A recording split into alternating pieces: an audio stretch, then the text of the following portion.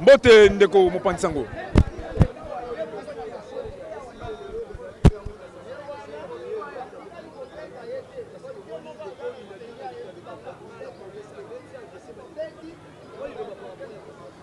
Liloba comportement ya nangamba la police, toujours regretter makasi.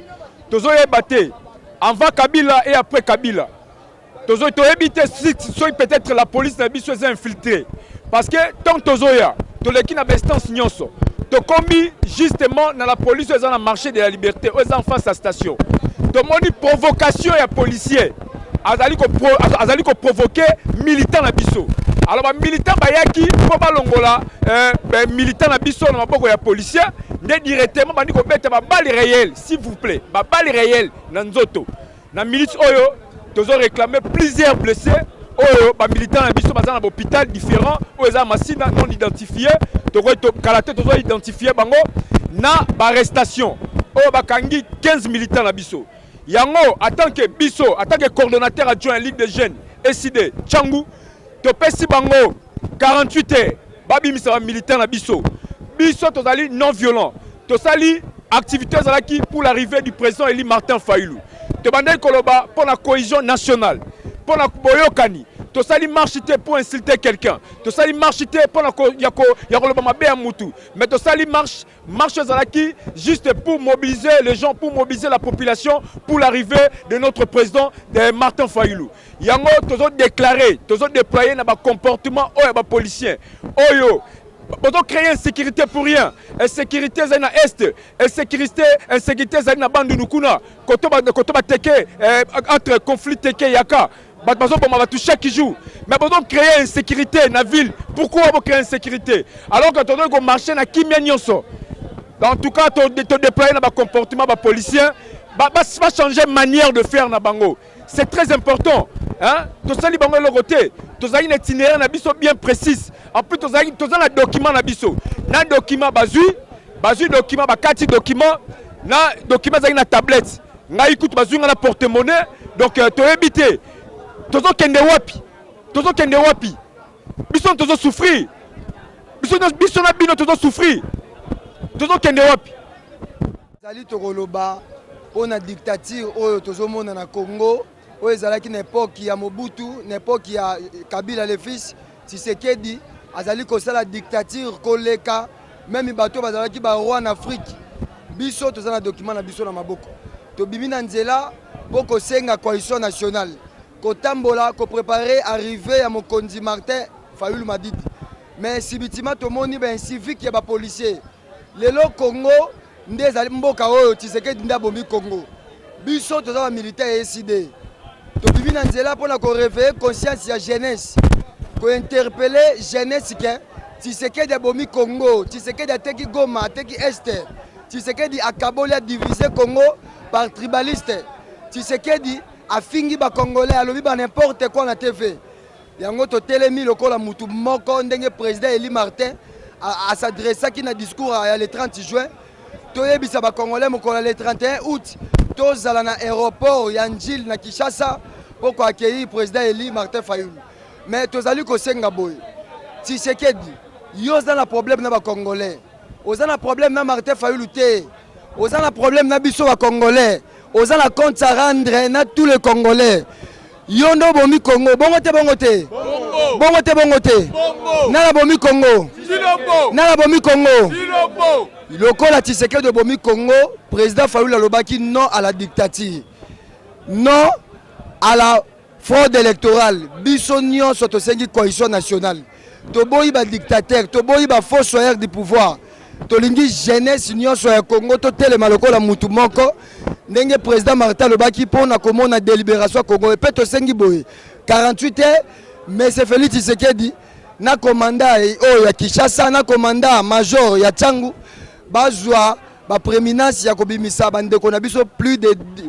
10 o bakangi plus de 10 personnes o baza arrêté pona ko défendre l'intégrité ya Congo pona koloba bosolo yango na ba o babeti ba balle réelle. Tosengi ba bimisa bande ko na biso plus de 10 au bazar arrêté. Merci monsieur le journaliste.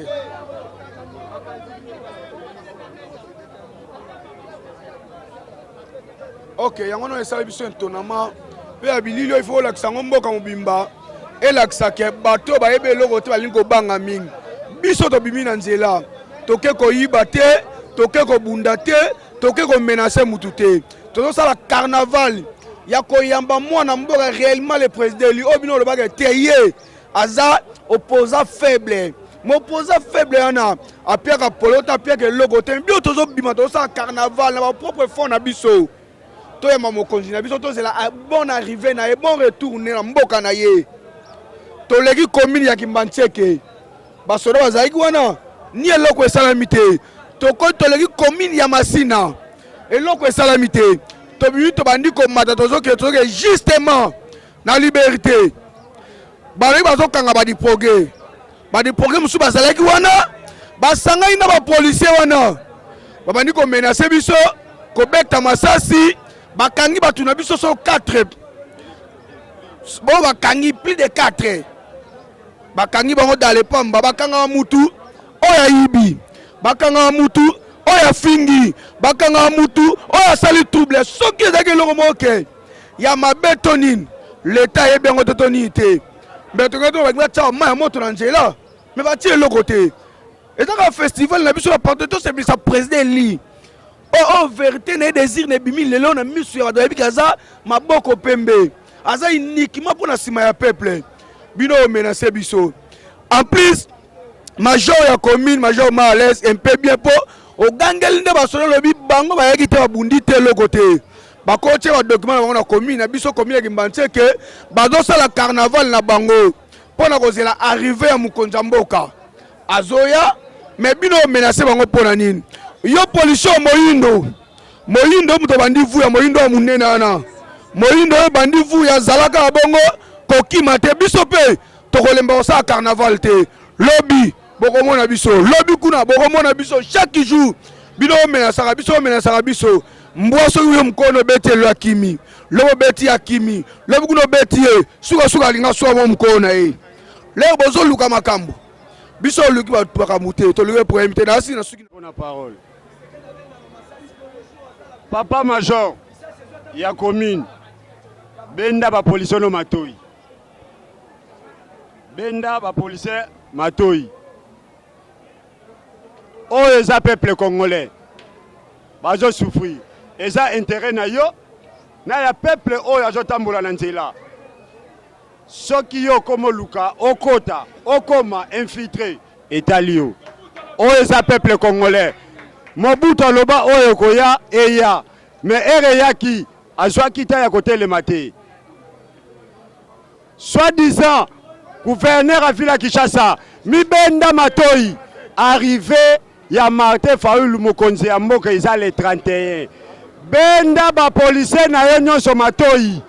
benda ba policier na yo matoi peuple congolais eboyi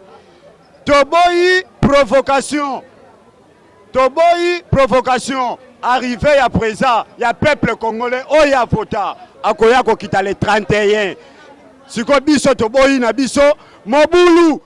ndeko journaliste nazo loba tout justement na l'état congolais eza bien te mboka na biso toza vraiment na désordre makasi tozo lia bien te makambo ça kitoko to na ba crise nyonso le président Eli Martin Fayulu azali banda ya mboka eza justement carnaval te banda ko sala pona mboka na carnaval na biso totamboli kitoko tosali na moso kitoko totamboli tosimi eloko mutu te tofingi mutu te to bouger mutu te mais les choses les plus graves les choses étonnantes tomoni major ya commune ya Masina aye justement abengi ba policier bisi bango ki ya bo panza batu ya eside ba osanini o bazoleka wana alors quand arrivé to commune à entrée habitable na première porte major a fait si ordre babeta ba gaz babeta ba balle c'est-à-dire batu bazoki ebele batu misusu babukani batu mususu bakangi ebele alors makam na mboka o to ko changer changement ko za la bongo peuple congolais doit s'ouvrir le mai ezali comme mai le régime des forces comme ebele ba ko lia bleu ezali comme mata wonse to éviter finalement to zo kende wapi na carnaval a papoter ma mokonzi ya mboka o bobaki bo misi na 2% bokomi ko boya o benga position faible bokomi ko panza batu bokomi ko menacer peuple congolais tina niveau nini to comme esclave na mboka na biso ou ben ndenge nini we devi na ngai eza boye ba policier oyo ya mboka oyo toyebi te ngai selo ngai namona bango baza ba policier te baza ba di progrès oyo donc ozoyoka lokola babengani bango kuna basali bango musuku kuna baye kotia bango sikoyo na commune oyo ya biso ya Tchango oyo ya Tchango ya Bitabe ya Liberté. Comment possible biso to violeté to yibité to bimi ba pesi biso autorisation to bimi to tamboli bisika to tamboli kotoy to kei brrr to yeko zonga to bimi bekatef to banda ko continuer to kende to yako sutuka to leki maya tsanga baye ko tindela biso ba di progrès wana ya ba policier wana ba benga soki ba policier baye ko menacer biso to provoquer te et puis bazo beta ba bali réel bon ba bali réel o bazo beta ba moni biso ba mubondo to ba moni biso ba rebelle to ba moni biso ke to uti kwa mutu ou bien ba moni biso ke to uti ese di pays lelo to zolo ba lobi na ese ba botoli lisusu ba mboka na biso ye nini ezangi ba di progrès na ye o ya mbuji mai wana azwa bango tinda bango kuna babunda